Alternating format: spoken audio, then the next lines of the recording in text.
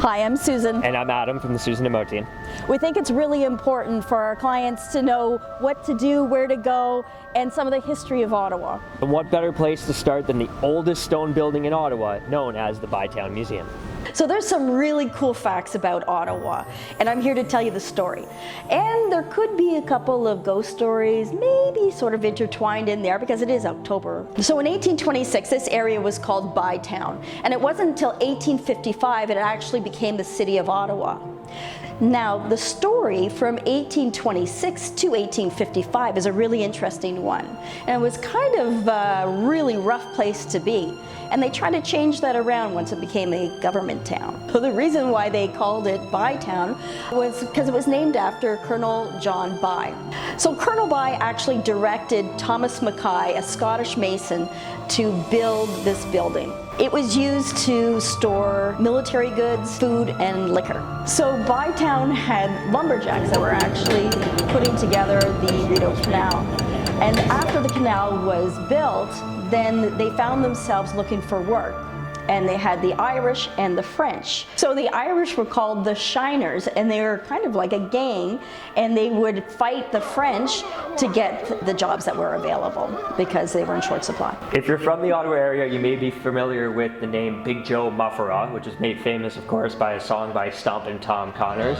Big Joe was one of the French lumberjacks. One of the fables about him is that he was able to somersault and stick his feet to the ceiling and walk across the ceiling. In Pembroke, there's a pub that actually says they have his footprints on the ceiling. So the building was originally called the Commissariat, and we're standing right now in the vault. It has the original trunk that Colonel By used to carry his valuables. So when they built this building, they wanted to ensure that a cannon blast wouldn't be able to come through the walls.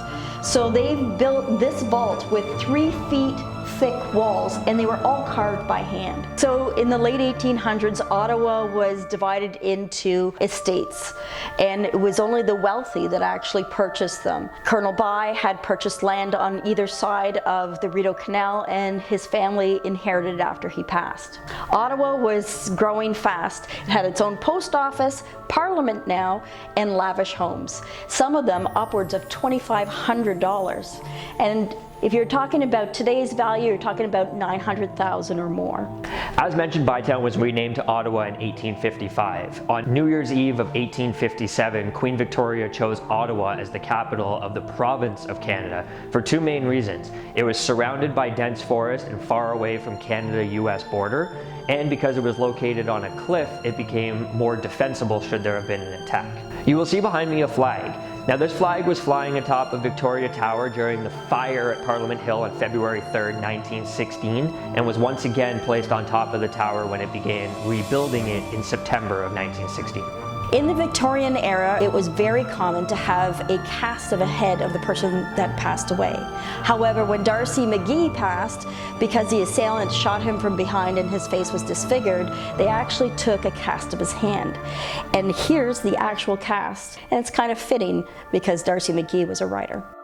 So if you're downtown Ottawa, we do recommend you go on the Haunted Walk. This is one of the stops at the Haunted Walk. Rumor has it that the supply manager, Duncan McNabb, still haunts this area.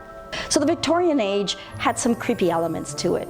The brooches and the rings and lockets were filled with a photo of the deceased person and a lock of their hair. And if you come to the museum, you can see the little coffin that was used as a keepsake to mark the passing of the loved one. Those Victorians, they were really interesting people. Behind me you can see a picture made out of hair. It's actually a hair wreath. I don't know if you'd hang it on your door or not, but it was probably adorned as a photo on the wall. This is a pretty cool jar. Kind of arts and craft time, Victoria style. It actually has a little eyeball on the top. Not a real eyeball, but it's kind of creepy. So, rumor has it that the Chateau Laurier, Parliament, and the Bytown Museum are all haunted. We can't confirm or deny this, but if you want more information, either go on the Haunted Walk or come and see it yourself. This is going to be a spooktacular week because of Halloween, so join us next time to find out our next awesome location.